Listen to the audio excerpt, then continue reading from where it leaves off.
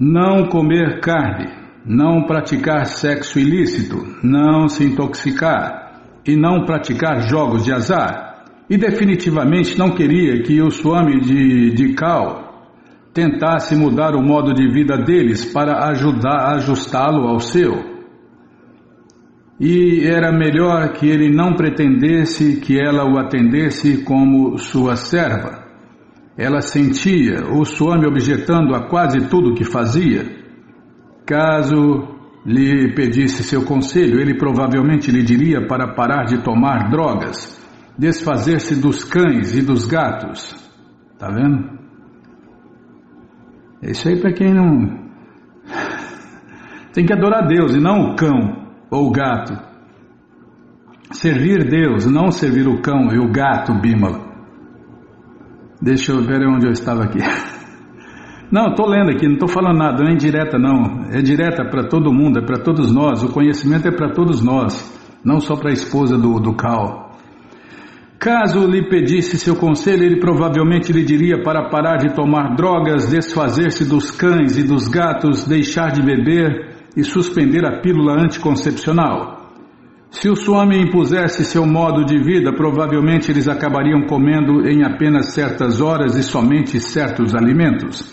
Eva fumava muito, de modo que, provavelmente, ele não gostaria de estar por perto dela. Estava pronta para um confronto, mas Prabhupada não era do tipo de fazer exigências intolerantes enquanto morava na casa dos outros. Mantinha-se no canto do sótão que lhe fora cedido, sem fazer exigências ou críticas. Por acaso, não vira seus anfitriões em Butler comendo carne e apenas comentara: não se incomodem. Não obstante sua imponente presença transcendental, fazia Eva lamentar-se por Kal tê-lo conhecido. Um devoto puro de Deus destrói a vida material de todo mundo, né, Bima? E dá a vida transcendental, a vida eterna. Para Eva, o Swami era uma força hostil, e ela, sendo franca e independente, inteirava-o disso. Assim que ele perguntava se ela podia trazer-lhe algo, ela replicava: pegue o senhor mesmo. Carol Becker considerou a situação extremamente desconfortável e tensa. Eva estava bastante indignada. Eva reclamou com Carol. Ela pagava o aluguel pelo sótão, trabalhava arduamente e este homem estava tentando mudar o modo de vida deles.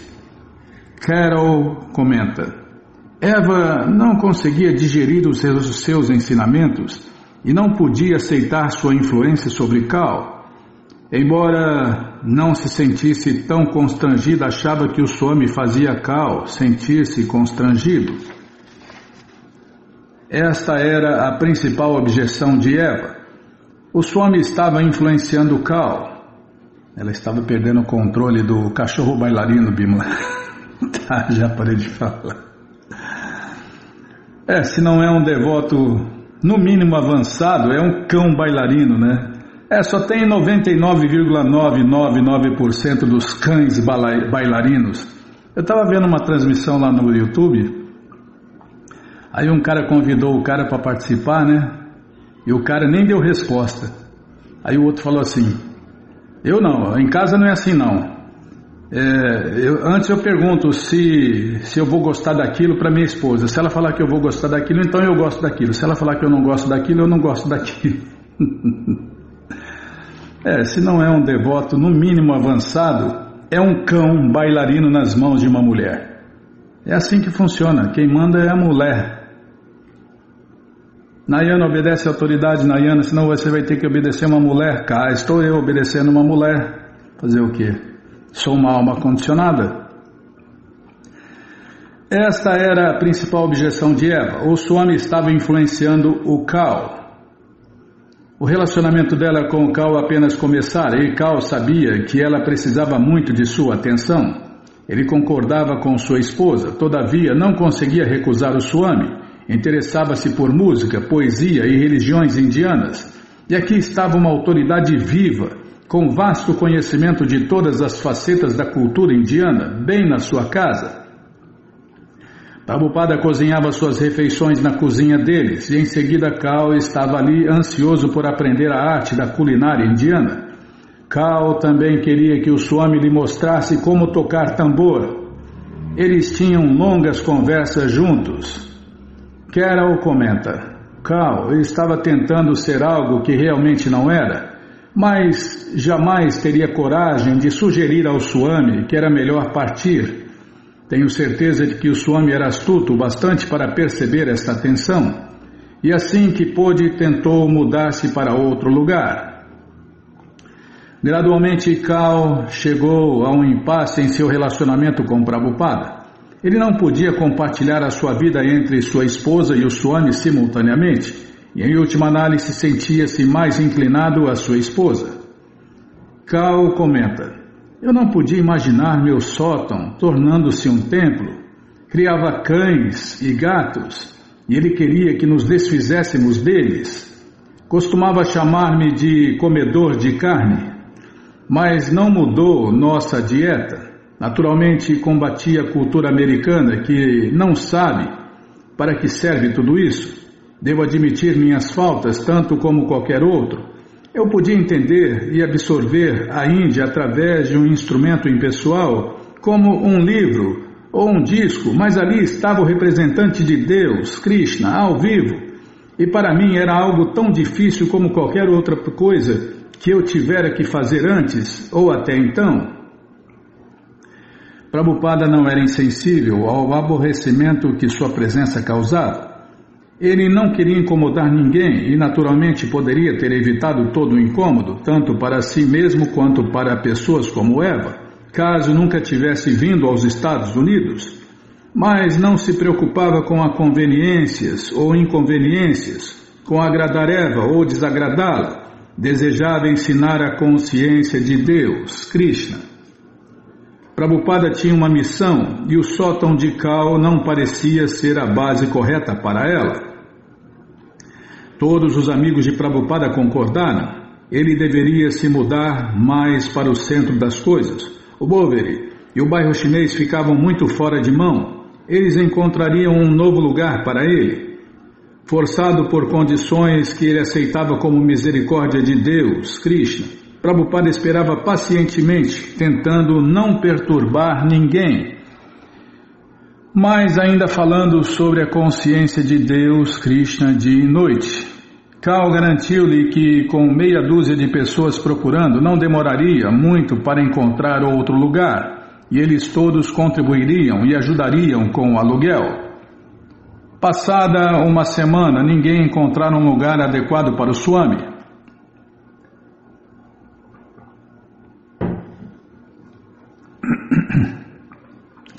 Certo dia, Prabhupada sugeriu que ele e Cal dessem uma caminhada até a residência de Michael Grant e lhe pedissem para ajudar. Mike comenta: certa manhã fui despertado bem cedo pelo soar do telefone e era Cal dizendo: Swamiji e eu estávamos caminhando e pensamos em subir aí para vê-lo. E eu disse: mas é muito cedo. Bem, Swami quer vê-lo, disse ele. Eles estavam bem perto em frente ao prédio, de modo que tive que me vestir depressa.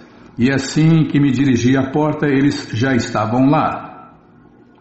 Eu estava totalmente despreparado, mas os convidei a entrar. A televisão estivera ligada desde a noite anterior e agora estavam passando desenhos animados. O Swami sentou-se entre Cal e eu no sofá. Eu tinha um gato de estimação que pulou no colo do Swamiji e este abruptamente o derrubou para o chão. Começamos a conversar, mas o Swami olhou para os desenhos animados na televisão e disse: isso é disparate. De repente, percebi que a televisão estava ligada e que aquilo era disparate, e levantei-me rapidamente dizendo: sim, é disparate, e a desliguei. Enquanto o Prabhupada falava, tentava convencer Mike do quanto era difícil para ele viver com Cal e Eva, e Mike ouvia. Mas será que o Swami estava tão certo de que não poderia voltar ao sótão do Boveri e viver com David Allen? exceto por aquele único incidente, fora um bom arranjo, não fora? Prabhupada explicou que David tornara-se um louco por tomar LSD em excesso.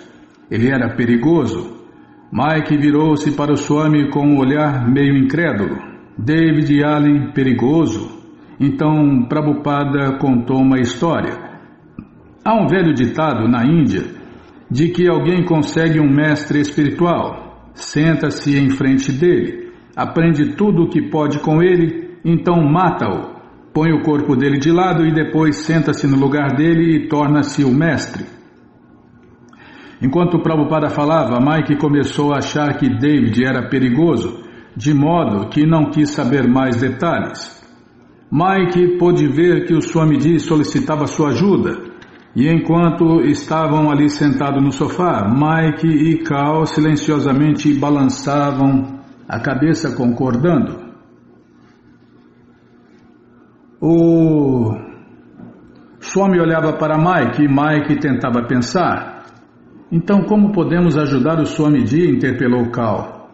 Mike explicou que era pianista e tinha que praticar todo dia. Tinha 2 pianos, 2 jogos de bateria, um vibrafone e outros instrumentos bem ali em seu apartamento.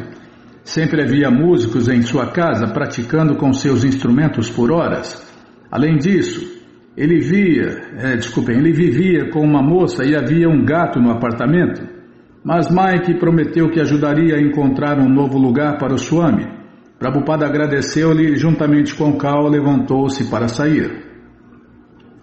Mike sentiu-se comprometido. Ele tinha sorte para conseguir as coisas e queria ver aquilo para o Swami. Assim, no dia seguinte foi ao Village Voice, comprou o primeiro jornal da banca, passou os olhos pela lista de classificados até que encontrou uma perspectiva adequada e telefonou para o senhorio. Era uma lojinha na 2ª Avenida e um corretor, um tal de Sr. Gardner, concordou em encontrar-se com Mike lá. Cal e o Swami também concordaram em ir. O Sr. Gardner e Mike foram os primeiros a chegar. Mike observou o incomum letreiro pintado à mão, Matchless Gifts, ou coisa parecida, em português, presentes inigualáveis. Estava em cima da vitrina. Era um remanescente, explicou o Sr. Gardner, que de quando o local fora uma loja de lembranças da nostalgia. Mike pôs-se a descrever o Swami como um líder transcendental da Índia, um autor importante e um erudito em sânscrito. O agente de aluguéis parecia receptivo. Assim que Prabhupada e Cal chegaram e todos foram devidamente apresentados, o Sr. Gardner mostrou-lhe a pequena lojinha. Prabhupada, Cal e Mike cuidadosamente consideraram suas possibilidades. Estava vazia, nua e escura. Haviam cortado a eletricidade e necessitava ser repintada. Seria boa para os encontros, mas não para a residência do Swami. Porém, a $125 por mês parecia algo promissor. Então o Sr. Gardner revelou um pequeno apartamento de 2º andar do outro lado do quintal dos fundos, diretamente atrás da loja. Mais $61 por mês. E o Swami poderia viver ali, embora primeiro o Sr. Gardner tivesse que repintá-lo. O preço total do aluguel seria de $196, e Cal, Mike e os outros encarregar-se-iam de pagá-lo. Saiu. Prabhupada teve a ideia de fazer do Sr. Gardner o primeiro curador oficial de sua tenra sociedade para a Sociedade de Deus, Krishna. Durante a conversa deles, ele presenteou o Sr. Gardner com uma coleção de 3 volumes do Śrīmad Bhagavatam e na contracapa escreveu uma dedicatória pessoal com sua assinatura, a C. Bhaktivedanta Swami. O Sr. Gardner sentiu-se lisonjeado e honrado de receber aqueles livros das mãos de seu próprio autor. Concordou em tornar-se um curador da nova sociedade para a consciência de Deus, Krishna, e assim pagar $20 mensais à sociedade.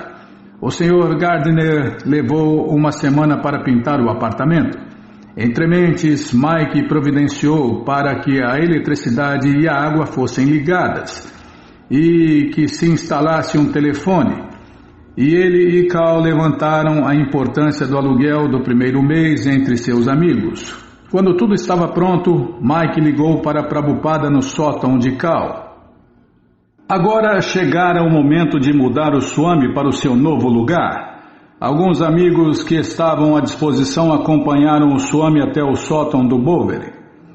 Talvez eles não estivessem preparados para tornarem seus discípulos rendidos, mas contribuírem para pagar o aluguel do primeiro mês e oferecerem-se voluntariamente para algumas horas de trabalho para ajudar a arrumar a sua residência eram exatamente o tipo de coisas que podiam fazer de muita boa vontade. No sótão, todos eles acompanharam partes dos pertences... Apanharam, Bimala, tá vendo? Me apressa não. No sótão, todos eles apanharam partes dos pertences do Swami e então saíram a pé pelo Boveri. Era como... Estou imaginando a cena aqui. Era como um safari, uma caravana de meia dúzia de homens carregados com as coisas de Prabhupada. Michael carregava o pesado gravador de rolo Roberts e até o Swami levava 2 malas. Fizeram tudo tão rapidamente que só quando já estavam no meio do caminho e o braço de Mike começou a doer que ele se deu conta. Por que não trouxemos um carro? Era o Hari. Era o fim de junho e um enevoado sol de verão derramava o seu calor sobre a selva do Boveri. Andando e parando, o estranho safari, arrastando-se ao longo de um quarteirão, prosseguia penosamente. Prabhupada lutava com suas malas e a fila de lojas de suprimentos para restaurantes e casas de luminárias entre as ruas Grand, Broome e Spring parecia interminável. Às vezes ele parava e descansava colocando suas malas no chão. Finalmente ele mudava-se do Boveri. Seu amigo eletricista da rua 72 teria ficado aliviado, embora talvez desaprovasse também o endereço na 2ª Avenida. Pelo menos ele não mais residiria naquele submundo. Caminhava adiante, passando por homens sem lar à porta do albergue do Exército da Salvação, passando pelas tavernas de portas escancaradas, parando nos semáforos, lado a lado com pessoas totalmente estranhas, ao mesmo tempo que mantinha o olho fixo no avanço de sua procissão de amigos que caminhavam aos trancos e barrancos atrás dele. Os artistas e músicos do Boveri achavam-no altamente evoluído, sentiam que o espírito o movia e estavam ansiosos por ajudá-lo a estabelecer-se em seu próprio local, de modo que pudesse fazer sua valorosa coisa transcendental e difundi-la entre os outros. Ele dependia da ajuda deles, todavia eles sabiam que ele estava num nível superior. Ele era seu próprio protetor, ou como ele dizia, Deus o protegia. O Swami e seus jovens amigos chegaram à esquina do Boveri com a Houston, viraram à direita e prosseguiram para o leste. Olhando para frente com firmeza enquanto caminhava, Prabhupada viu a extremidade sul da 2ª Avenida, a um quarteirão de distância.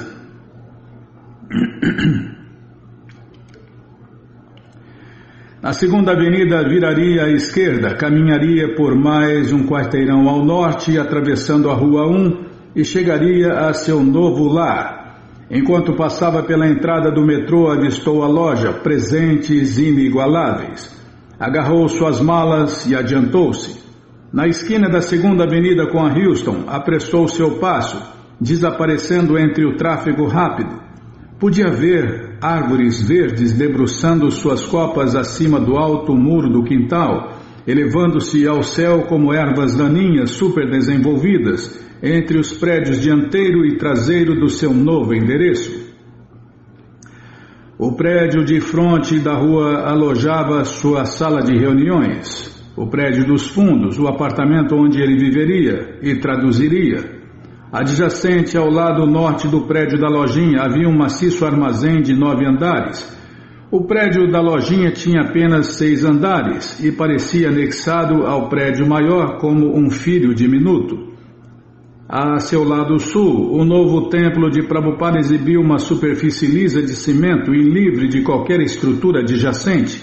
Havia apenas o espaçoso lote do movimentado posto de gasolina móvel, que beirava a Rua 1. Assim que Prabhupada se aproximou da loja, pôde ver duas pequenas lanternas decorando a estreita entrada. Havia total incerteza do que aconteceria com ele ali, mas já houvera bons indícios de que aqueles jovens americanos, embora às vezes fossem loucos, podiam realmente participar do movimento de canto e dança público de Hare Krishna do Senhor Krishna Chaitanya. Talvez esse novo endereço viesse a ser o local onde ele poderia realmente estabelecer-se com sua sociedade internacional para a consciência de Deus, Krishna. Preparando o terreno, Swami Bhaktivedanta chegou aos Estados Unidos e logo foi para o arquétipo da comuna espiritual, o Lower East Side de Nova York, e fez nascer intacto um pedaço perfeitamente preservado da milenar Índia do Novo.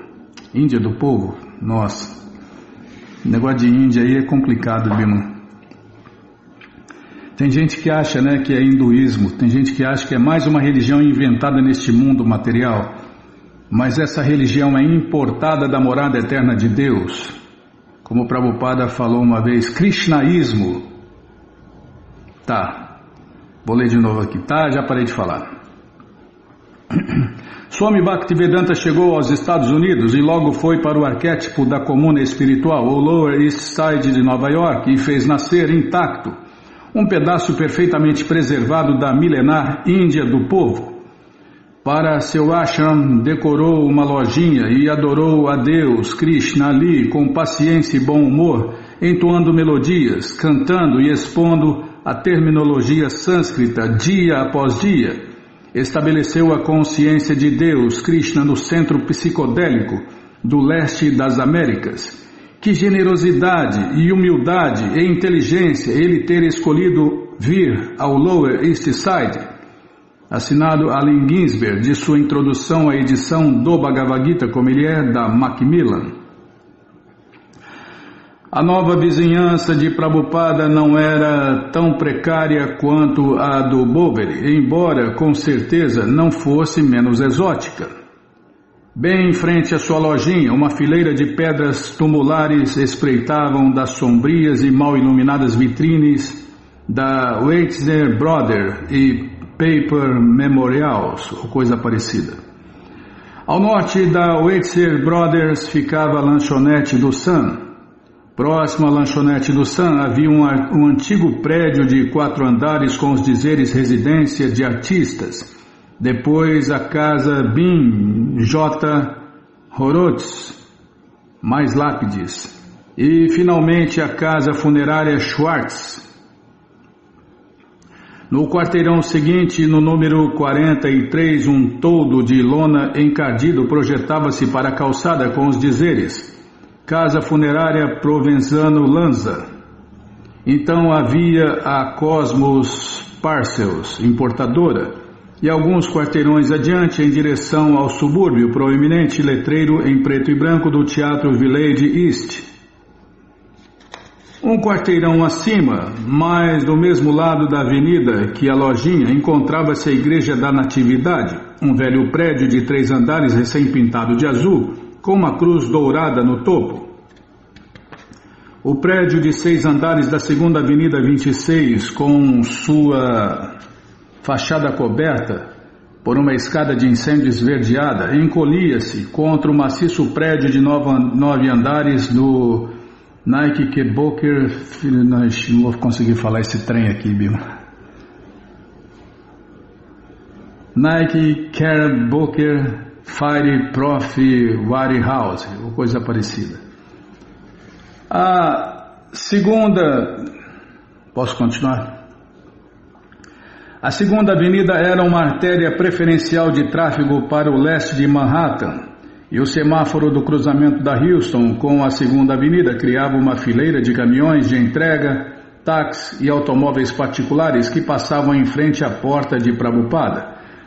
Desde manhã cedo até a noite, os carros uniam velozmente por ali, seguidos do som de freios, da tensão competitiva da espera, para-choque contra para-choque, do buzinar impetuoso, depois o ranger das engrenagens, os motores ribombando e embalando e novamente zunindo. O tráfego era perturbadoramente pesado.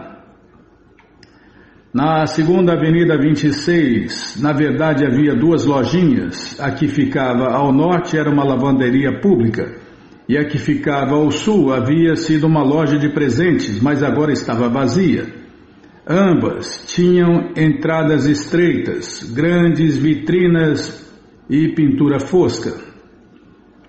Abaixo do letreiro Presentes Inigualáveis havia uma vitrina de 2 metros quadrados que algumas semanas antes exibira caixas de fósforos decoradas com fotos de estrelas de cinema dos anos 30 e 40.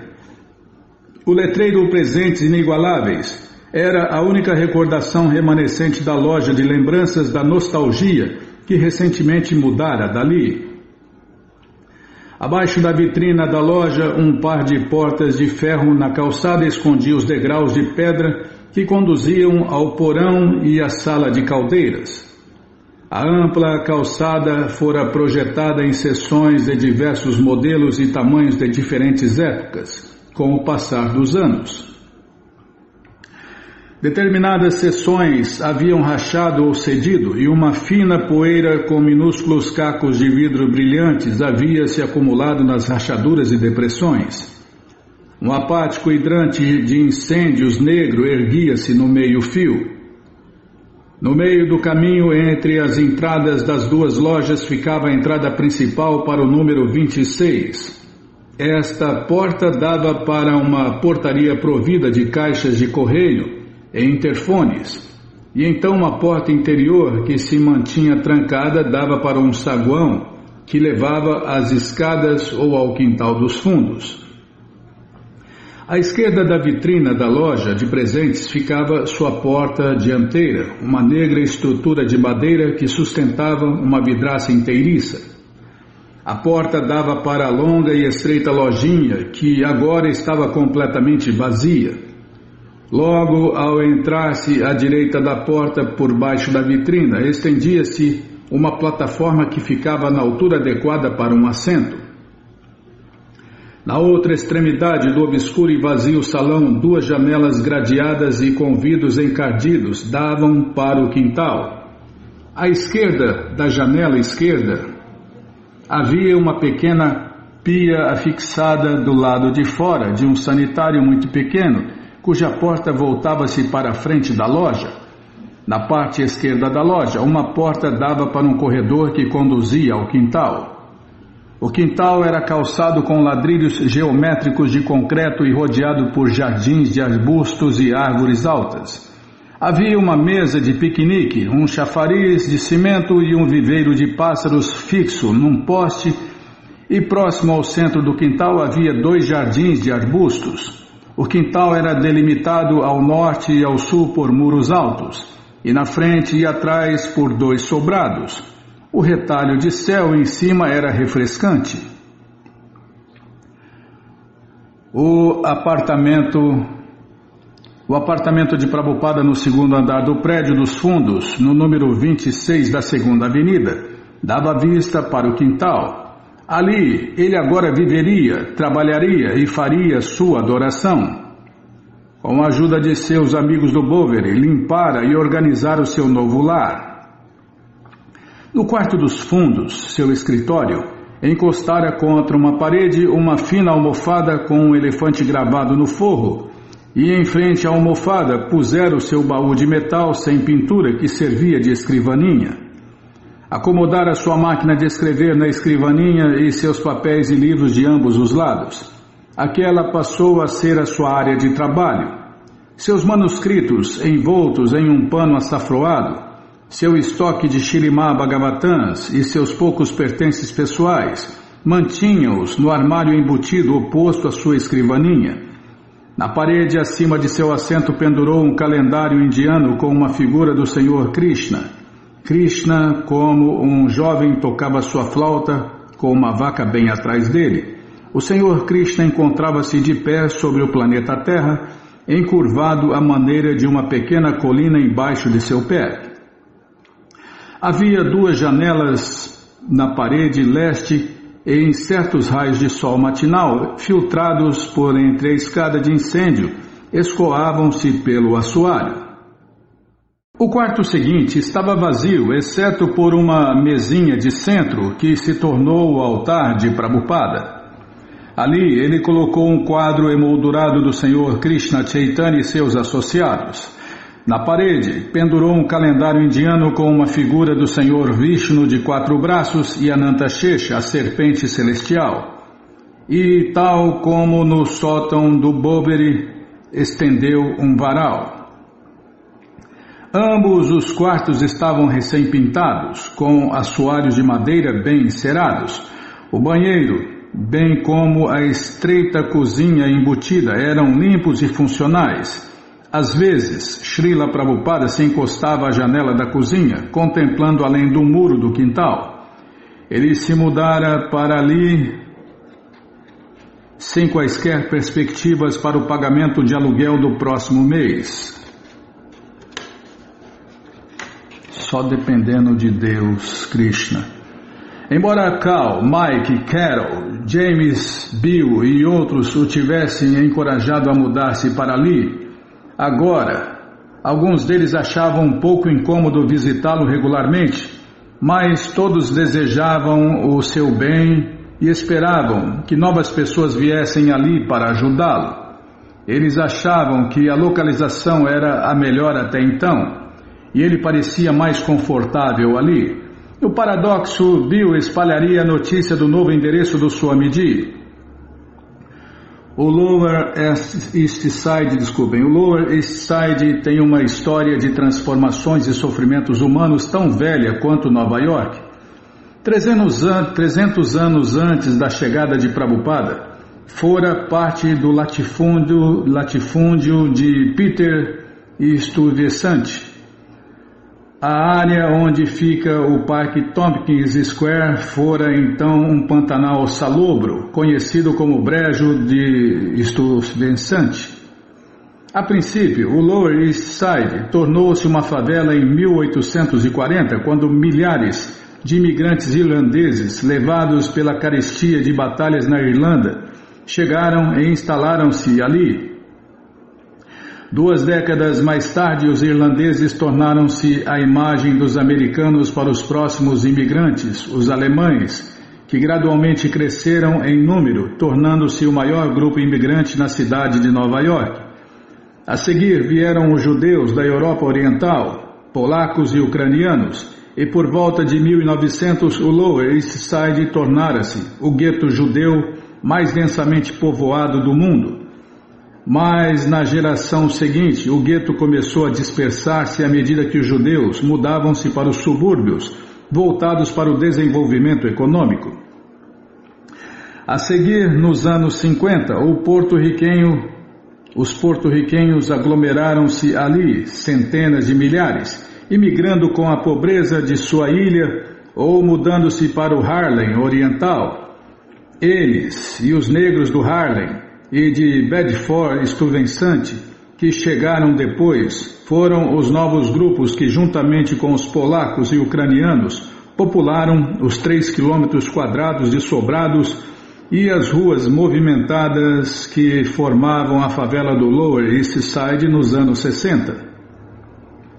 Então, apenas alguns anos antes da chegada de Prabhupada, uma espécie diferente de favelados aparecera no Lower East Side.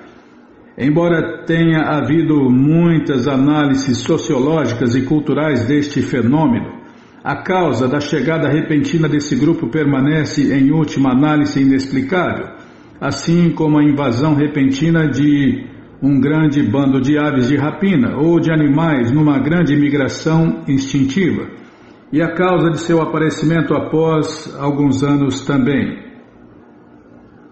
E a causa de seu desaparecimento após alguns anos também. A princípio, os recém-chegados eram, na sua maioria, jovens artistas, músicos e intelectuais, semelhantes à turma exótica dos dias de Prabhupada no Bowery. Então vieram os jovens vadios da classe média, como havia mais espaço vital à disposição e como os aluguéis eram mais baixos do que o Greenwich Village, que ficava perto dali. Eles concentraram-se no Lower East Side, que ficou conhecido na linguagem dos corretores de imóveis como East Village. Muitos vinham sem sequer encontrar um lugar para morar e acampavam nos saguões das moradias.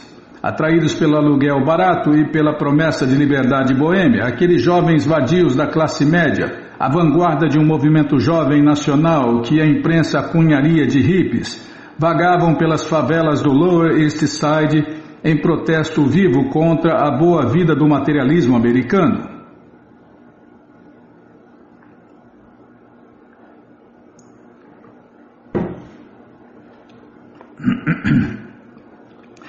Como que reagindo a um impulso instintivo, adolescentes fugitivos juntavam-se aos hippies mais velhos e, seguindo os fugitivos, vinham a polícia, conselheiros, trabalhadores sociais e beneficentes, hospedeiros de jovens e centros de combate às drogas. No St. Mark's Place surgia um novo comércio vanguardista com matrizes, lojas de pôsteres, discotecas, galerias de arte e livrarias que expunham de tudo, desde papéis de cigarro até roupas exóticas e luminárias psicodélicas. Os hippies migravam para o Lower East Side com plena convicção de que aquele era o lugar para eles, assim como os imigrantes que os precederam o fizeram. Para os imigrantes europeus de outra época, o porto de Nova York fora o portal para uma terra de riquezas e oportunidades, à medida que de longe lançavam seus olhos no horizonte de Manhattan e na Estátua da Liberdade. Agora, em 1966, jovens americanos rumavam à cidade de Nova York com esperanças particulares e comemoravam ao avistarem sua recém-descoberta terra mística, as favelas do Lower East Side. Era uma coexistência difícil, com hippies de um lado e porto-riquenhos, polacos e ucranianos do outro. Os grupos étnicos já estabelecidos ressentiam-se contra os recém-chegados, que realmente não precisavam viver nas favelas, ao passo que eles sim precisavam. De fato, muitos dos jovens recém-chegados provinham de famílias de imigrantes que haviam lutado por gerações para estabelecerem-se como americanos de classe média. Não obstante, a migração jovem para o Lower East Side era tão real quanto havia sido a imigração de porto-riquenhos ou polacos ou ucranianos, embora as motivações naturalmente fossem bastante diferentes. Os hippies haviam se voltado contra o materialismo suburbano de seus pais, contra a futilidade ou a fútil felicidade da felicidade. Nossa, embananei tudo aqui, Bímola, deixa eu voltar aqui. Os hippies haviam se voltado contra o materialismo suburbano de seus pais, contra a fútil felicidade da TV e da propaganda, contra os objetivos efêmeros da classe média americana. Estavam desiludidos com os pais, professores, pastores, líderes públicos e a imprensa, insatisfeitos com a política americana no Vietnã e atraídos por ideologias políticas radicais que expunham os Estados Unidos como um gigante cruel, egoísta e explorador que agora precisava reformar-se ou perecer. E buscavam o amor verdadeiro, a paz verdadeira, a existência verdadeira, a verdadeira consciência espiritual. Na altura do verão da chegada de Srila Prabhupada à 2ª Avenida 26, a primeira frente da grande revolta jovem dos anos 60 já invadira o Lower East Side. Aqui eles eram livres, livres para viver na pobreza simples e expressar-se por meio da arte, da música, das drogas e do sexo. Falava-se de busca espiritual. O LSD e a maconha eram as chaves, abrindo as portas para os novos reinos de percepção. Estavam em voga noções sobre as culturas e religiões orientais.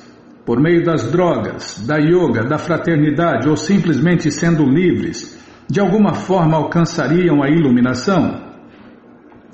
Era para todos manterem a mente aberta e desenvolverem sua própria filosofia cósmica pela experiência direta e pela consciência expandida por drogas misturadas com suas próprias leituras ecléticas.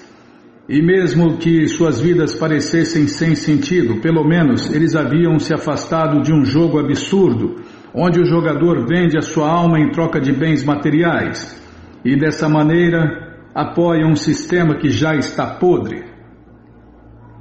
Revolta, né? Os jovens são revoltados por natureza, os aborrecentes, né, Bímola?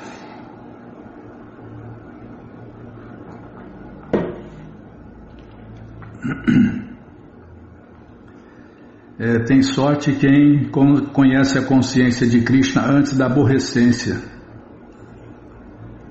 Na verdade, sorte não existe, né? Quem tem merecimento, né? Quem merece a consciência de Deus, Krishna, antes da aborrecência.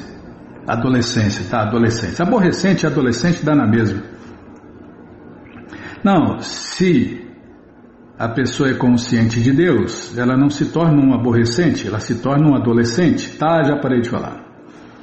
Assim é que em 1966, milhares de jovens caminhavam pelas ruas do Lower East Side, não simplesmente intoxicados ou loucos, embora frequentemente estivessem, mas em busca das respostas finais da vida, desrespeitando inteiramente o sistema e a vida rotineira adotada por milhões de americanos caretas.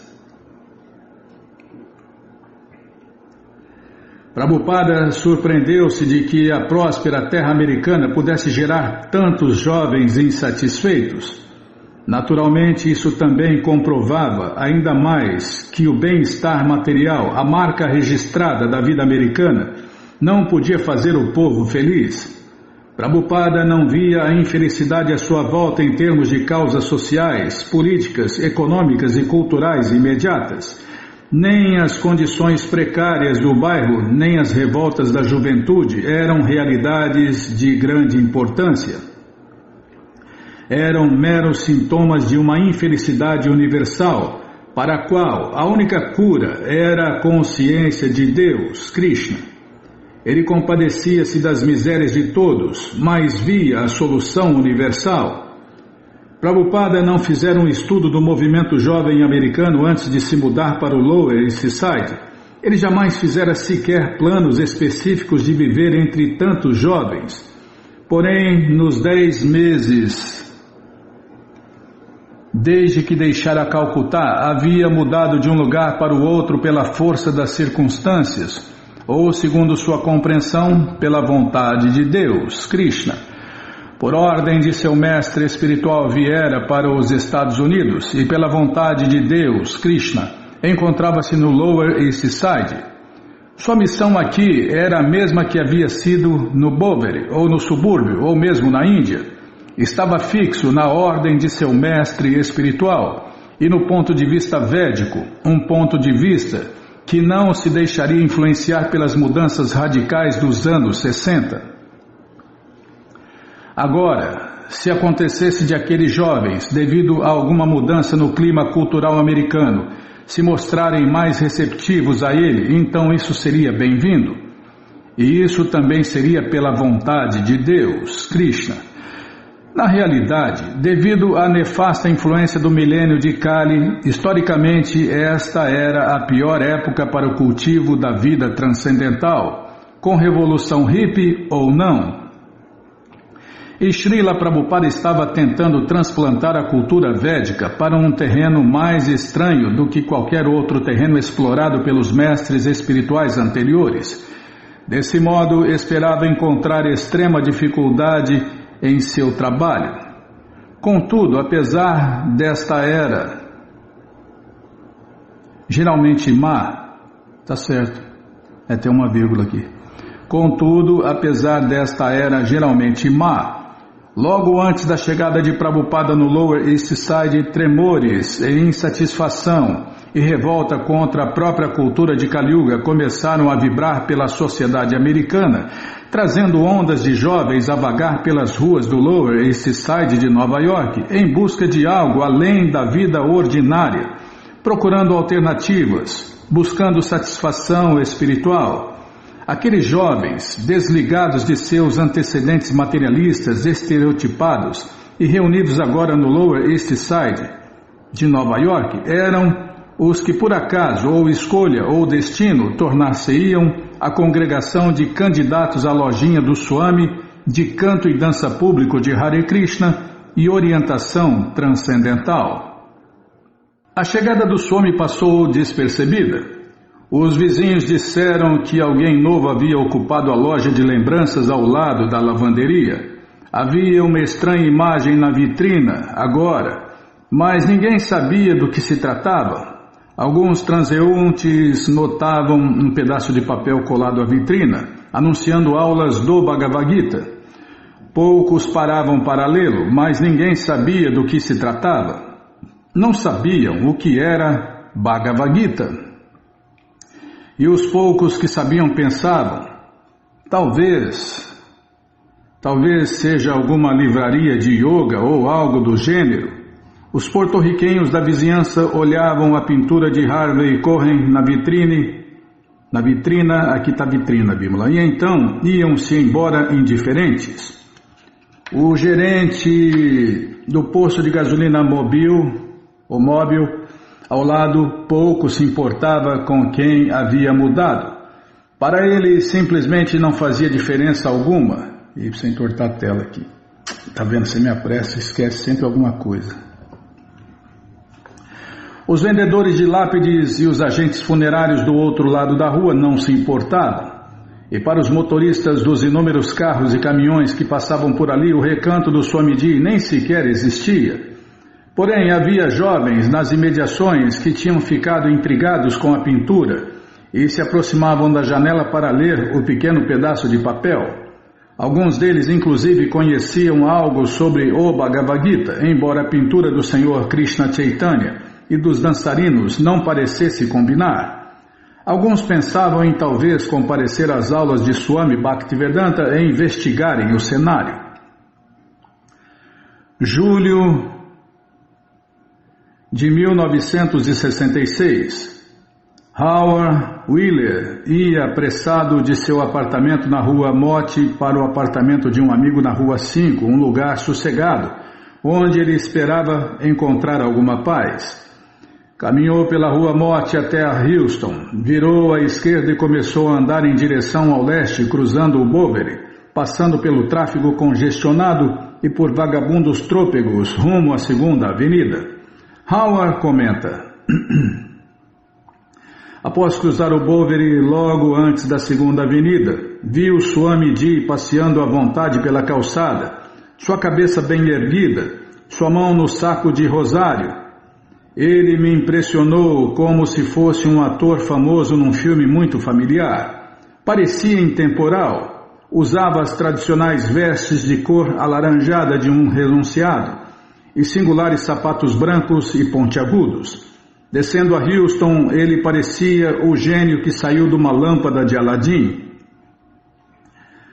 Howard, com 26 anos, era um homem alto e robusto, com longos cabelos escuros, barba profusa e lentes escuras. Era professor de inglês na Universidade Estadual de Ohio e recém viajara para a Índia, onde andara procurando um mestre verdadeiro. Você vê, Krishna satisfaz os desejos mesmo, né? Prabhupada notou Howard e ambos pararam simultaneamente. Howard fez a primeira pergunta que surgiu em sua mente. O senhor é da Índia? E Prabhupada sorriu. Ah, sim. E você? Howard disse-lhe que não mais que recém regressara da Índia e interessava-se muito por seu país e pela filosofia hindu. Ele me disse que viera de Calcutá e tinha estado em Nova York faziam quase 10 meses. Seus olhos eram tão viçosos e cordiais como os de uma criança, e embora estivesse num ambiente ruidoso de caminhões que roncavam pela rua Houston abaixo, Ele emanava uma suave tranquilidade que estava inabalavelmente fixa em algo muito além da grande metrópole que rugia à nossa volta. Naquele dia, Howard acabou não indo mais ao apartamento de seu amigo. Ele voltou para o seu próprio apartamento na Rua Mott, onde estavam Kate e Wally, seus companheiros de quarto, para contar-lhes e a todos que conhecia sobre o mestre que inexplicavelmente aparecera no meio deles. Kate e Howard haviam estado na Índia, agora andavam metidos com diversas filosofias espirituais, e seus amigos costumavam visitá-los e conversar sobre iluminação. Chuck Barnett, de 18 anos, era um visitante assíduo. Chuck comenta: você abria a porta do apartamento e milhares de baratas desapareciam por entre os madeirames. E o cheiro era capaz de derrubar alguém. Assim, Kate tentava limpar o local e chutar algumas pessoas para fora. Eles compartilhavam do aluguel. Wally, Kate, Howard e vários outros. Devido à falta de qualquer outro processo, usavam o LSD para tentar desenvolver a sua vida espiritual. Realmente, estávamos todos tentando usar drogas para ajudar na meditação. De qualquer maneira, Wally, Howard e Kate tentavam encontrar o mestre espiritual perfeito, assim como todos nós. Howard lembra que sua própria busca espiritual era ler livros sobre filosofia e religião orientais, acender punhados de velas e incensos e usar maconha e mescalina e LSD como aditivos para a meditação. Na realidade, era mais intoxicação do que meditação. Meditação era um eufemismo que, de alguma forma, ligava nossas viagens com nossas leituras. Kate, 29 anos, filho de um pastor batista do Sul, era candidato a PhD. PhD em História, tem um ponto aqui, Bimala, depois do PhD achei que era ponto, mas não é ponto. Tá, vou ler de novo. Kate, 29 anos, filho de um pastor batista do Sul, era candidato a PhD em História na Universidade de Colômbia. Preparava sua tese sobre o surgimento da Renascença no sul dos Estados Unidos. Vestido com velhos trapos de brim, sandálias e camisetas, ele era uma espécie de guru dentro do círculo da Rua Mott. Wally estava na casa dos 30 anos, era maltrapilho, barbado intelectual e bem versado em literatura budista. Fora engenheiro radiofônico no exército e, como seus companheiros de quarto, estava desempregado. Lia Alan Watts, Hermann Hesse e outros, e falava sobre iluminação espiritual e tomava LSD. Na Índia, Howard e Kate tinham visitado Hardwar, Rishikesh, Benares e outras cidades sagradas, experimentando templos indianos, haxixe e desinteria. Certa noite em Calcutá depararam com um grupo de santos que cantavam o Mahamantra Hare Krishna e tocavam símbolos de mão. Para Howard e Kate, assim como para muitos ocidentais, a essência da filosofia indiana era a doutrina de Shankara, da unidade impessoal. Tudo é falso, exceto o espírito impessoal único. Haviam comprado livros que diziam: qualquer que seja o caminho pelo qual você expresse sua fé, este é um caminho espiritual válido. Só especulação, né? Agora, os três companheiros de quarto, Howard, Kate e Wally, começavam a misturar diversas filosofias numa miscelânea improvisada por eles. Howard misturava um pouco de Whitman, Emerson, Thoreau e Blake. Kate citava referências bíblicas e Wally acrescentava uma pitada de sabedoria budista. E todos eles eram adeptos de Timothy Leary, Thomas A. Kempis e muitos outros, sendo que toda a mistura era sujeita a uma reformulação total, sempre que alguém do grupo experimentava uma nova inspiração cósmica por meio do LSD. Tudo doidão, né? Foi este o grupo com o qual Howard se encontrou naquele dia de julho. Excitadamente ele contou-lhe sobre o Swami, como ele era e o que dissera. Howard disse-lhes que, após conversarem um com o outro no meio da calçada movimentada, o Swami mencionara o seu endereço da 2ª Avenida, onde planejava dar algumas aulas. Howard comenta: dobrei a esquina com ele. Ele apontou para um pequeno prédio de galeria entre as ruas 1 e 2, ao lado de um posto de gasolina móvel. Havia sido uma loja de curiosidades e alguém pintara as palavras presentes inigualáveis na vitrina. Naquela época não percebi quão proféticas eram aquelas palavras. Esta é uma boa área? Desculpem, uma pergunta. Esta é uma boa área? Perguntou ele. E eu lhe disse que achava que sim. Não tinha ideia do que ele oferecia em suas aulas, mas sabia que todos os meus amigos ficariam contentes de que um Swami indiano havia se mudado para a vizinhança. A notícia se espalhou, embora agora não fosse tão fácil para Carl Higgins e alguns outros virem do Boveri e do bairro chinês. Eles tinham outras coisas a fazer.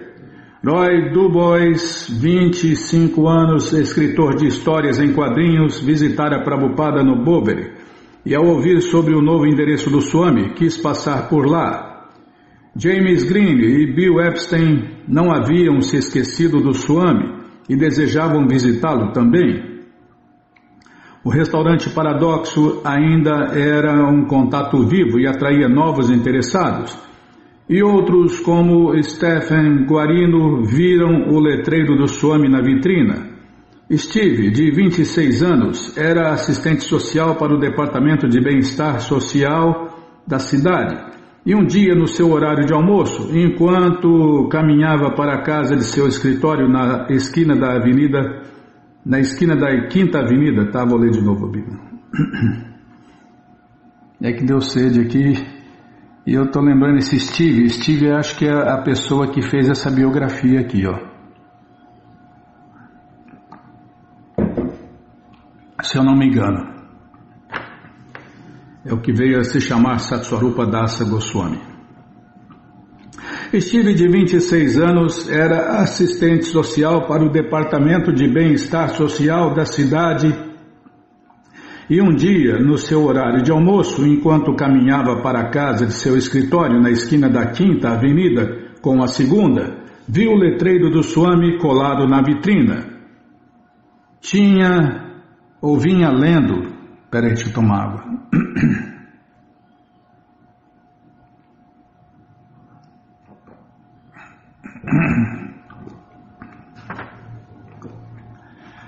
Agora vai. Muito pó, hein? Vinha lendo uma brochura do Gita e prometeu a si mesmo assistir à aula do Swami. Naquele dia, enquanto se encontrava com o Swami diante da lojinha, Howard também observara o pequeno letreiro na vitrina. Palestras sobre o Bhagavad Gita, A.C. Bhaktivedanta Swami, segundas, quartas e sextas, das 7 às 9 da noite. Era uma quente tarde de verão. Na lojinha, as janelas dos fundos e a porta dianteira estavam escancaradas.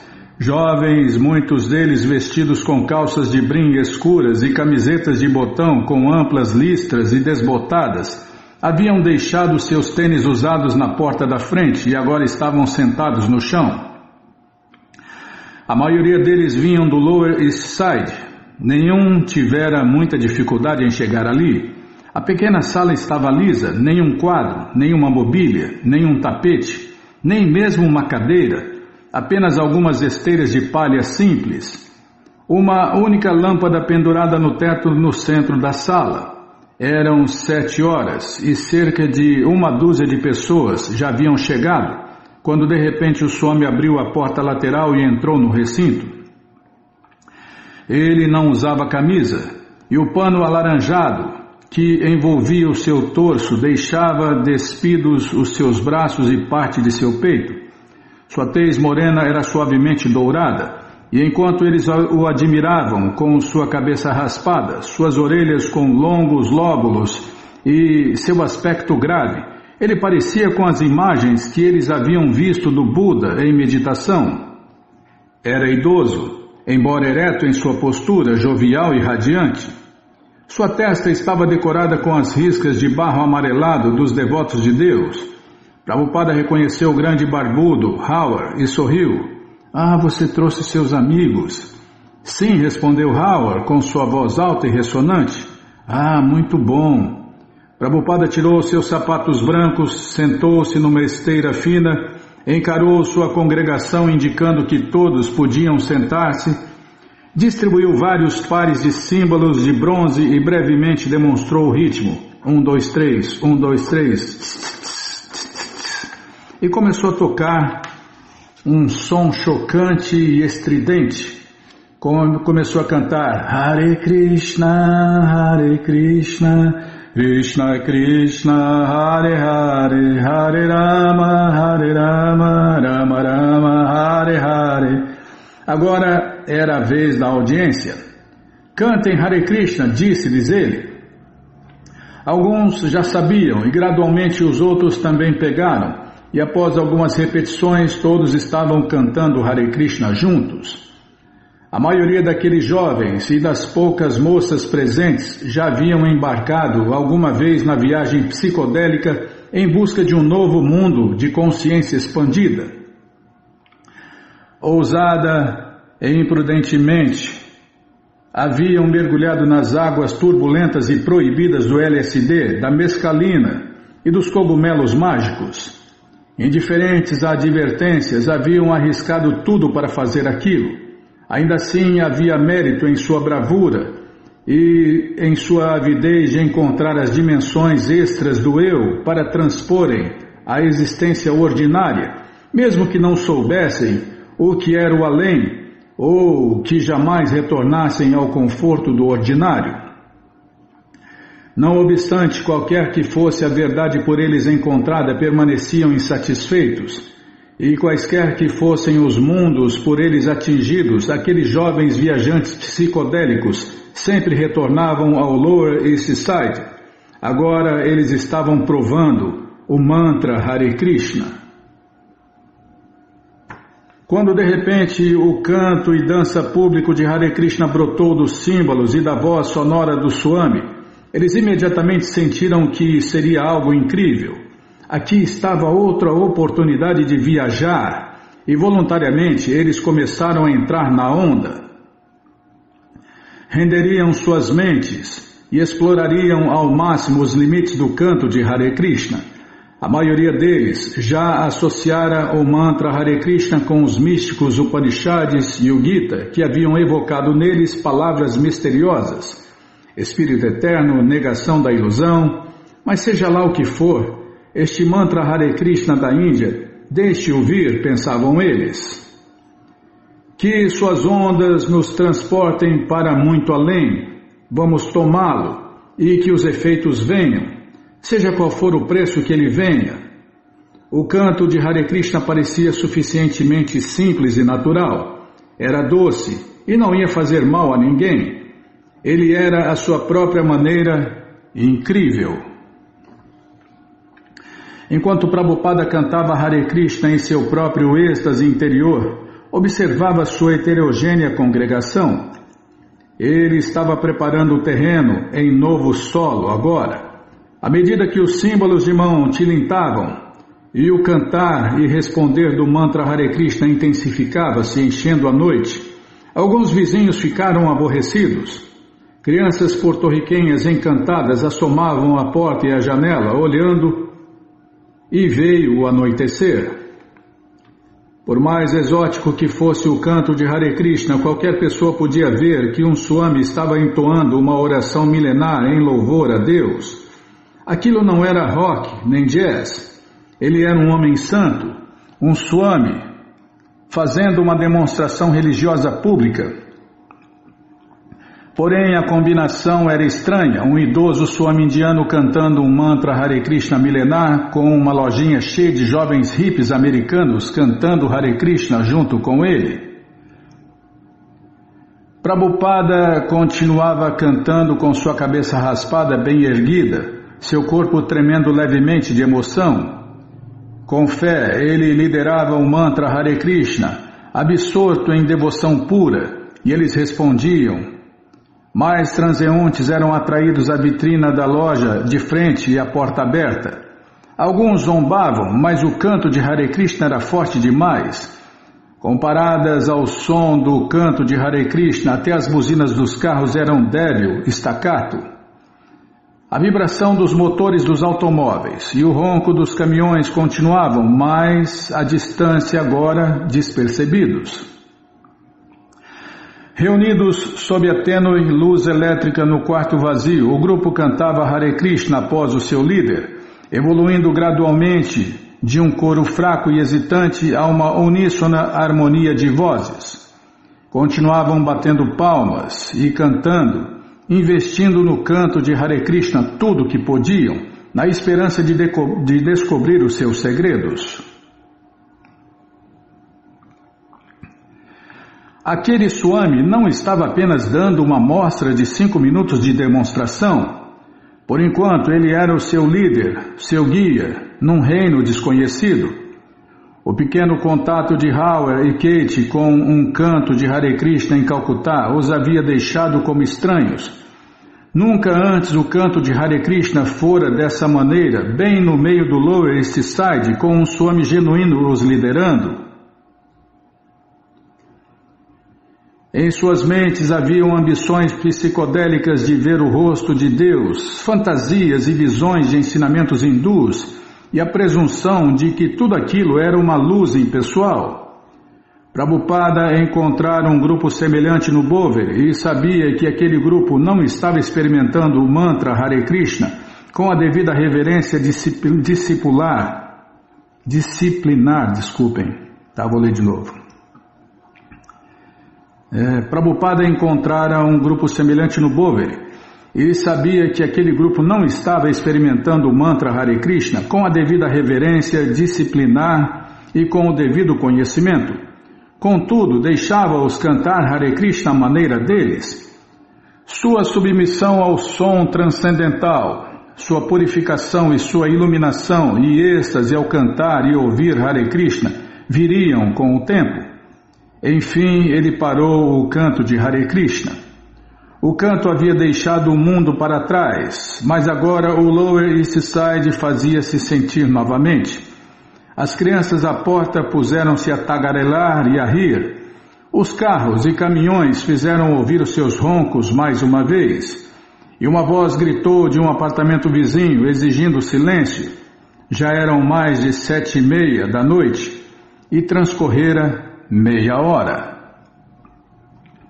Bem, hoje vamos começar o 4º capítulo, o que o Senhor Krishna diz a Arjuna. Pode ler mais um pouco, Bimala? Sua palestra é muito básica e, não obstante, para os jovens inquietos, intensamente filosófica. Alguns não podem assimilá-la e levantam-se rudemente ao ouvir as primeiras palavras do Swami, calçam seus sapatos na porta da frente e regressam à rua. Outros saem assim que o canto termina. Apesar de tudo, este é o seu melhor grupo até agora. Alguns membros da congregação do Bover estão presentes. Os rapazes da Rua Morte estão ali especificamente à procura de um mestre espiritual. Muitos deles já leram o Bhagavad Gita, mas não são tão orgulhosos disso, tanto que ouvem e admitem que não entenderam. É outra quente e ruidosa tarde de julho lá fora. As crianças estão em férias de verão e brincam na rua até o escurecer. Nas imediações, um grande cão late. Au, au, au, au, au. O tráfego cria um constante rugir bem alto do lado de fora da janela e menininhas gritam, e tudo isso dificulta-lhe a palestra. Todavia, a despeito da distração causada pelas crianças, pelo tráfego e pelos cães, ele quer que a porta fique aberta. Se estiver fechada, diz ele, por que está fechada? E se curiosos quiserem entrar, E ele continua impávido, citando o sânscrito, prendendo a atenção de sua audiência e desenvolvendo sua urgente mensagem, enquanto a cacofonia implacável compete com cada palavra sua. Au, au, au! E que ai! Gritando, as crianças gritando como pequenas bruxas espanholas. As meninas perturbam todo o quarteirão. Essas capetinhas. A mãe que fala, as mães... Já cansei de ouvir mãe falar, essa menina é uma capetinha, esse menino é um capetinho. Tem... As misérias causadas por outras entidades vivas, como vizinhos, cunhada, esposa, já parei de falar. Então, à distância, um homem berra de sua janela, fora daqui! E Prabhupada fala, peçam-lhes para não fazerem barulho. Herói, um dos rapazes no templo, diz, o homem está correndo atrás das crianças agora. E Prabhupada, sim, essas crianças estão perturbando, peça-lhes.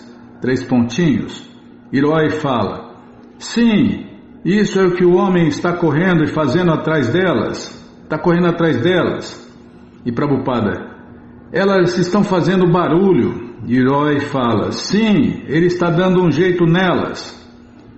O homem afugenta as crianças, mas elas voltarão. Não se pode expulsá-las das ruas, elas vivem ali, e o grande cão nunca para de latir. E quem pode parar os carros? Os carros não param de passar. Prabhupada usa os carros para dar um exemplo. Quando avistamos um carro atravessando a 2ª avenida, com certeza não pensamos que ele não existia antes de que o víssemos, ou que deixará de existir assim que o perdemos de vista. Analogamente, quando Krishna vai deste planeta a outro, isso não significa que ele deixou de existir. Embora possa parecer que sim, na verdade fomos nós que o perdemos de vista. Krishna e suas encarnações aparecem e desaparecem constantemente em inumeráveis planetas por todos os inumeráveis universos da criação material. Os carros estão sempre passando, rugindo e atropelando cada palavra que Prabhupada fala. A porta está aberta e ele está sentado à beira de um rio de monóxido de carbono, asfalto, pneus rangendo e constantes ondas de tráfego. Ele veio de longe, das margens do rio Jamuna em Vrindavana, onde grandes santos e sábios se reúnem através das eras para discutirem a consciência de Deus, Krishna. Porém, sua audiência vive aqui, no meio deste cenário, de modo que ele veio para cá, para a área do rio caudaloso do tráfego da 2ª Avenida, para falar em voz alta a mensagem temporal. Ele ainda enfatiza a mesma ideia. Qualquer coisa que você faça em consciência de Deus, Krishna, por mais insignificante que seja, é eternamente benéfica para você. Agora, contudo, mais do que no subúrbio ou no Boveri, ele insiste com seus ouvintes para que adotem a consciência de Deus, Krishna, plenamente e se tornem devotos. Ele lhes assegura, 3 pontinhos. Qualquer pessoa pode se tornar devoto e amigo de Deus, Krishna, como Arjuna. Vocês ficarão surpresos de saber que os principais discípulos do Senhor Krishna Chaitanya eram todos supostamente caídos na sociedade. Ele designou Haridasa Thakur para a posição máxima em sua missão transcendental, apesar de Haridasa ter nascido em família muçulmana. Então, não há obstáculos para ninguém. Todos podem se tornar mestres espirituais, contanto que conheçam a ciência de Deus, Krishna. Esta é a ciência de Deus, Krishna, este Bhagavad Gita. E se alguém a conhece perfeitamente, então torna-se um mestre espiritual. E esta vibração transcendental, Hare Krishna, Hare Rama, ajudar-nos-á, tirando a poeira do espelho de nossa mente. Temos acumulado poeira material em nossa mente. Na 2ª Avenida, por exemplo, devido ao constante tráfego de carros, tudo vive empoeirado. Analogamente, por nossa manipulação de atividades materialistas, há certas poeiras materiais que se acumulam na mente e por isso somos incapazes de ver as coisas na perspectiva verdadeira. Assim, este processo, a vibração do som transcendental, Hare Krishna, Krishna Krishna, Hare Hare, Hare Rama, Rama Rama, Hare Hare, tirará a poeira. E assim que se tirar a poeira, então, da mesma forma que você vê o seu belo rosto no espelho, analogamente poderá ver sua posição constitucional verdadeira como alma transcendental. No idioma sânscrito se diz Bhava Mahadavagni. Bhava Mahadavagni. Em português, o Senhor Krishna Chaitanya disse isso. Vocês viram a imagem do Senhor Krishna Chaitanya na vitrina? Ele está dançando e cantando Hare Krishna. Assim, não importa o que alguém fazia antes, que atividades pecaminosas cometia, mesmo que não seja perfeito a princípio, se ele prestar serviço a Deus, Krishna logo se purificará. Nisto entra um vagabundo do Boveri assobiando e gritando embriagado. A audiência permanece sentada sem saber o que fazer e o bêbado fala: como é que está aí? Volto logo, tenho outra coisa. E Prabhupada fala: não perturbe, sente-se, estamos falando sério. E o bêbado fala: eu vou botar ali numa igreja. Tudo bem, volto logo. O homem tem cabelo branco, barba curta e grisalha e roupa suja. O seu odor exala pelo templo. Mas então de repente ele desanda pela porta fora e se vai. Prabhupada ri levemente e logo volta à sua palestra.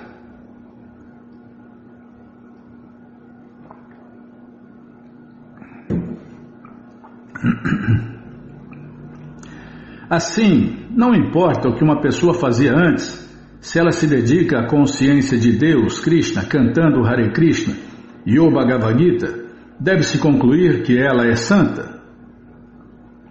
E uma pessoa santa, api che suduracharo, em português, não importa que ela tenha algum hábito externo imoral devido à sua associação passada, não importa, de alguma forma ela deve se tornar consciente de Deus, Krishna, que então gradualmente tornar-se-á uma pessoa santa à medida que continuar a executar este processo de consciência de Deus, Krishna. Gradualmente, ninguém vira santo da noite para o dia, né? Uma história sobre como o hábito é secundário. Certa vez, um ladrão saiu em peregrinação com alguns amigos. Então, à noite, enquanto os outros dormiam, como ele tinha o hábito de roubar à noite, levantou-se e pôs-se a mexer na bagagem de alguém. Mas aí ele pensou: poxa vida, vim a este lugar sagrado de peregrinação, mas ainda assim estou roubando por hábito. Não farei isto. Assim ele pegou a bolsa de alguém e trocou-a pela de outrem. E por toda a noite o pobre coitado mudou as bolsas dos peregrinos daqui para ali. Porém, devido à sua consciência, como estava no lugar de peregrinação, na realidade não roubou nada. Quando todos se levantaram de manhã, olharam em volta e disseram: onde está a minha bolsa? Não a vejo. E todos diziam a mesma coisa: não vejo minha bolsa.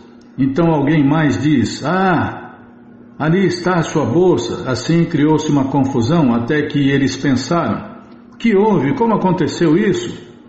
Então o ladrão levantou-se e disse a todos os amigos: meus caros cavalheiros, sou um ladrão por ocupação e como tenho este hábito de roubar à noite, não pude me conter. Porém pensei, como vim a este lugar sagrado, não vou fazer isto.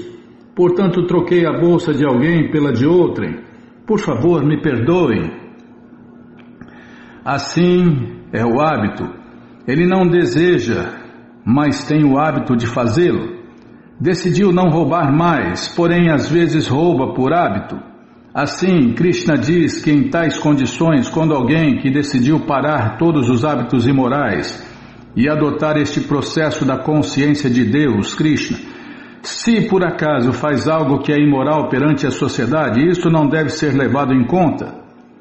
No verso seguinte, Krishna diz: Shipram Bhavati Dharmatma.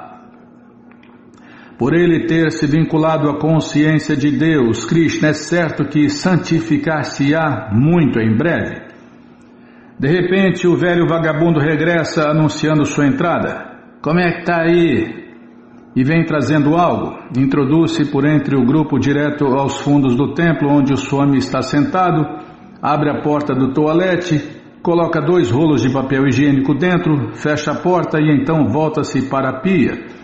Assenta algumas toalhas de papel em cima dela e coloca 2 rolos mais de papel higiênico e um pouco mais de toalhas de papel debaixo da pia. Então levanta-se e volta-se em direção ao Swami e à audiência. O Swami olha para ele e pergunta: o que é isso? E o bêbado está calado. Já fez o seu trabalho? Prabhupada começa a rir, agradecendo a seu visitante que agora se dirige à porta. Obrigado, muito obrigado. O bêbado sai. Vejam só, dirige-se então Prabhupada à sua audiência. Oferecer algum serviço é uma tendência natural. Vejam só, ele está bêbado, mas pensou que há algo aqui. Deixe-me prestar algum serviço. Vejam só como é automático. Isso é natural. Os rapazes na audiência entreolham-se. E isto é realmente incrível. Primeiro o canto de Hare Krishna com os símbolos de bronze, o Swami parecendo-se com Buda e falando sobre Krishna e o canto de Hare Krishna, e agora esta loucura com o bêbado. Porém, o Swami permanece tranquilo. Ele está sempre sereno, sentado no chão como se nada temesse, simplesmente falando sua filosofia sobre a alma. E nós viramos santos, até o velho bêbado vira santo. Após quase 1 hora o cão ainda ladra e as pessoas ainda esgoelam. E as crianças esgoelam, não as pessoas. Tá, Bíblia, vou prestar atenção. Posso errar? Bom, agora já errei, sem pedir permissão. Após quase 1 hora o cão ainda ladra, au, au, au, au, au, e as crianças ainda esgoelam. Prabhupada pede a seus ouvintes, meros principiantes na vida espiritual, que se tornem pregadores totalmente dedicados da consciência de Deus, Krishna. No Bhagavad Gita vocês encontrarão que qualquer pessoa que pregue o evangelho do Bhagavad Gita às pessoas do mundo é a pessoa mais querida para Deus, Krishna. Esse ponto é muito incrível, né? Não, eu preciso me lembrar disso, Bimala. Krishna fala: nunca houve e nunca haverá ninguém mais querido para mim do que a pessoa que prega o evangelho do Bhagavad Gita às pessoas do mundo. Portanto, é nosso dever pregar os princípios deste Bhagavad Gita para fazer o povo consciente de Deus.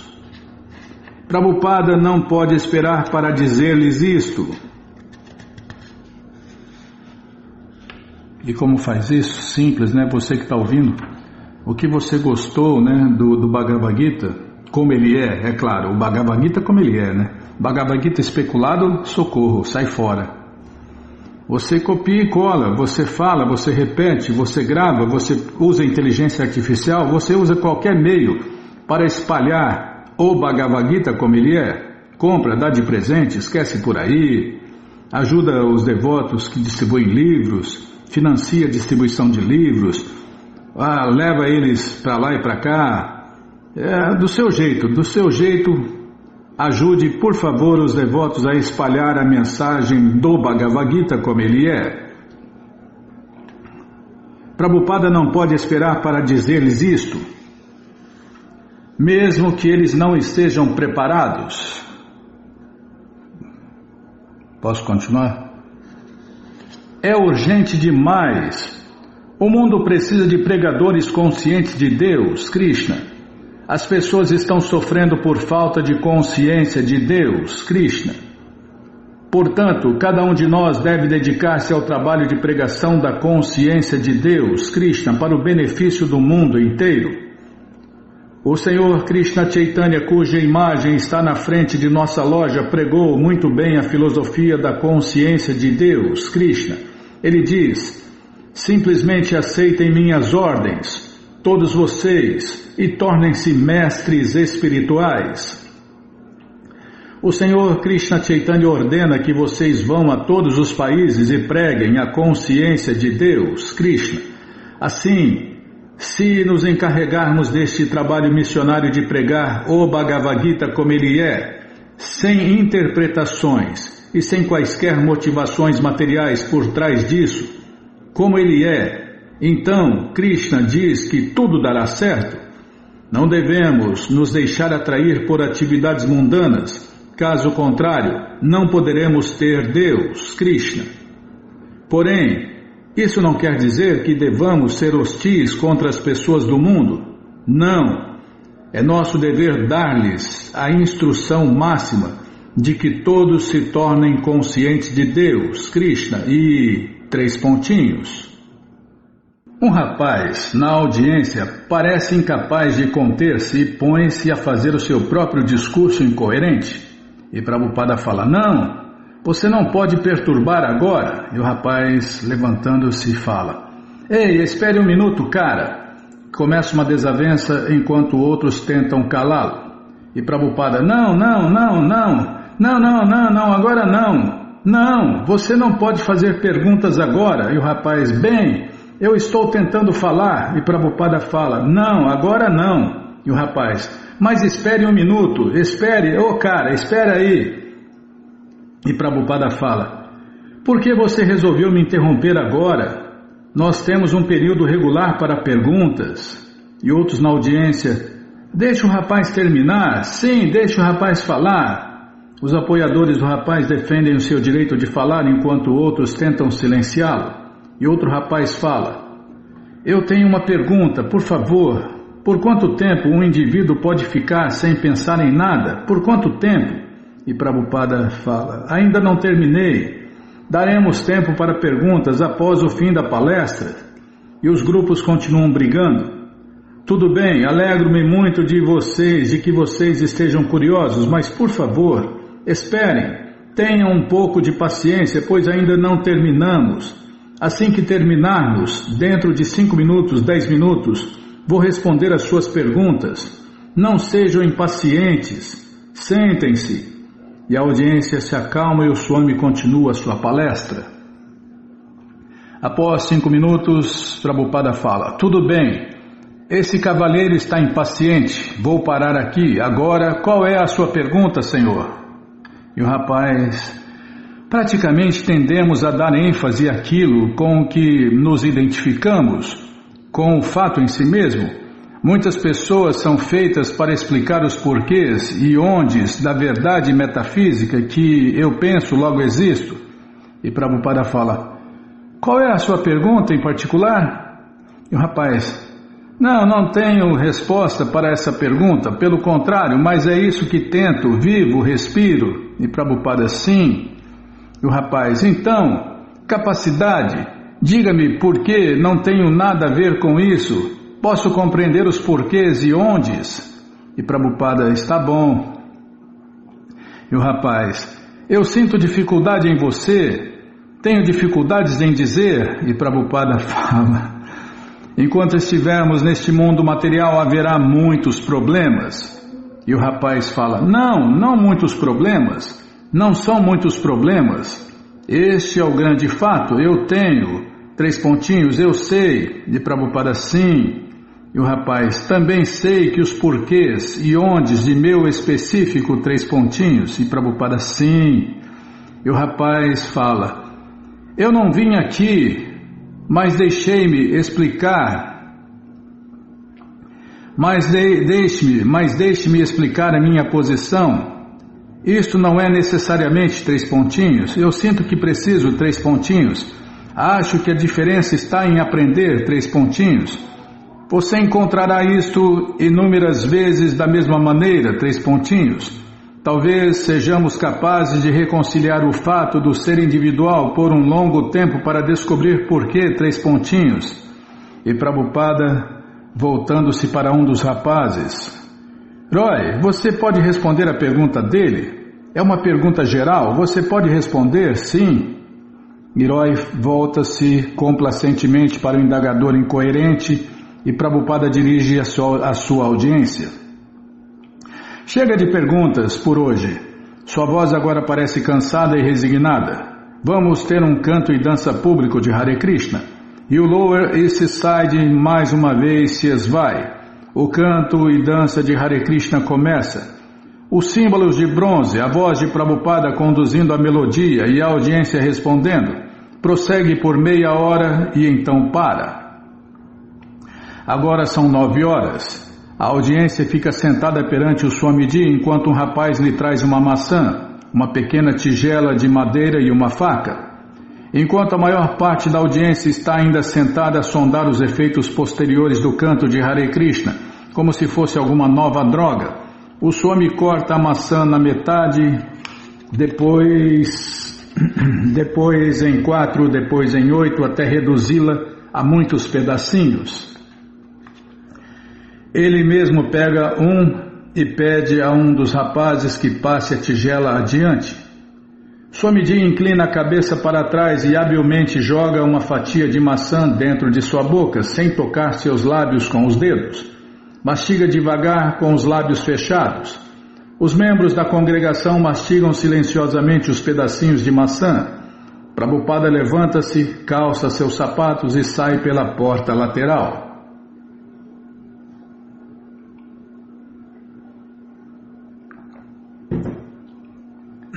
Desculpem. Enquanto Prabhupada se retira para seu apartamento e seus visitantes desapareciam pela porta da frente, de volta à cidade, Dom e Rafael apagam as luzes, trancavam a porta da frente e iam dormir no chão dentro de seus cobertores. Dom e Rafael estavam precisando de um lugar para ficar quando ouviram falar da lojinha do Swami. A política de Prabhupada era que qualquer rapaz que expressasse mesmo um mínimo de interesse em tornar-se seu aluno podia ficar na lojinha e fazer dela seu lar. Naturalmente, Prabhupada pedia-lhes para contribuírem com as despesas do aluguel e das refeições. Mas como no caso de Dom e Rafael, se não tivessem dinheiro, mesmo assim estava tudo bem, contanto que ajudassem de outras maneiras. Dom e Rafael foram os primeiros 2 rapazes a aproveitarem-se da oferta de Prabhupada. Eles ficaram atraídos pelo Swami e pelo canto, mas não levavam a sério a filosofia dele, nem as disciplinas da vida devocional. Não tinham emprego nem dinheiro, seus cabelos eram longos e despenteados, e viviam e dormiam com as mesmas roupas dia após dia. Prabhupada estipulou que, pelo menos enquanto estivessem no prédio, não podiam transgredir as suas regras, não tomar tóxicos, não praticar sexo ilícito, não comer carne e não praticar jogos de azar. Ele sabia que aqueles 2 pensionistas não eram estudantes sérios, mas permitia-lhes ficar na esperança de que aos poucos eles se tornassem sérios. Muitas vezes, algum viajante estranho passava por lá procurando um lugar para pernoitar, e Dom e Rafael acolhiam-no. Certa vez, um idoso indiano convertido em cristão de barbas brancas, que estava em missão de romaria, proclamando o fim do mundo. Já tinha essa história de fim do mundo, né? Lembra aquela bobagem? 2000 chegarás, 2000 não passarás? Eu falava na rádio lá em 96... Eu quero que venha aqui, alguém me fala onde está escrita essa bobagem de 2000 chegarás e 2000 não passarás. Não apareceu ninguém, nenhum religioso lá para falar. Tá, já parei de falar. Certa vez um idoso indiano convertido em cristão de barbas brancas que estavam em missão de romaria proclamando o fim do mundo e cujos pés estavam cobertos de curativos, dormiu por algumas noites num banco de madeira da lojinha. Algumas noites, não menos do que 10 vagabundos buscavam refúgio na lojinha, e Dom e Rafael admitiam-nos, explicando que o Swami não objetava, contanto que eles acordassem cedo. Mesmo vagabundos cujo único interesse era uma refeição gratuita podiam ficar, e após a aula matinal e o de jejum normalmente saíam à deriva de novo para a Maya, a ilusão. Dom e Rafael eram pensionistas fixos do Swami, embora durante o dia também saíssem, regressando apenas para tomar as refeições, dormir e cantar Hare Krishna à noite. Tomavam banho de vez em quando e então usavam o banheiro do Swami em seu apartamento no segundo andar. Às vezes, ficavam sem fazer nada na lojinha durante o dia e se alguém parava ali perguntando sobre as aulas do Swami, diziam à pessoa tudo o que sabiam, que não era muito. Admitiam não estar realmente entrosados na filosofia do Swami e não afirmavam ser seus seguidores. Se alguém persistia em indagar acerca dos ensinamentos do Swami, Dom e Rafael sugeriam: por que você não sobe e conversa com ele? O Swami vive no prédio dos fundos. Por que não sobe para vê-lo? E normalmente Prabhupada... Posso continuar? Normalmente Prabhupada ficava em seu apartamento. De quando em vez dava uma olhada pela janela e via através das janelas dos fundos da lojinha que a luz do banheirinho havia sido deixada desnecessariamente acesa. Ao descer para pedir aos rapazes que apagassem a luz e não desperdiçassem eletricidade, encontrava às vezes muitos rapazes deitados no chão conversando ou lendo. Prabhupada parava diante deles, grave, pedindo-lhes que não deixassem a luz acesa, enfatizando a importância de não desperdiçar a energia e o dinheiro de Deus, Krishna. Ali estava ele, vestido de cade, aquele vulgar tecido de algodão cru, fiado à mão em tear caseiro, um pano que parece um tanto exótico para os americanos. Mesmo a cor alaranjada de sua roupa de sacerdote e do chadar de Prabhupada era exótica, produzida com corantes indianos tradicionais. Era uma cor sem graça e desigual, diferente de qualquer coisa ocidental. Após Prabhupada apagar a luz, parecia que os rapazes não tinham nada mais adequado para dizer ou fazer, senão olhar com interesse para ele por um longo e embaraçoso momento. E o Swami saía sem dizer mais nada. O dinheiro era escasso. Normalmente ele coletava cerca de 5 ou 6 dólares em moedas e células em suas reuniões. Vou ler de novo. O dinheiro era escasso. Normalmente ele coletava cerca de 5 ou 6 dólares em moedas e cédulas em suas reuniões noturnas. Dom falava em ir até Nova Inglaterra, desculpem. Bímola, para de me impressionar, senão não acerto nada aqui. Dom falava em ir até Nova Inglaterra, colher maçãs e assim conseguir dinheiro para o Swami. Rafael dizia que estava para receber algum dinheiro. Prabhupada esperava e dependia de Deus, Krishna. Às vezes, caminhava de um lado para o outro do quintal entre os prédios.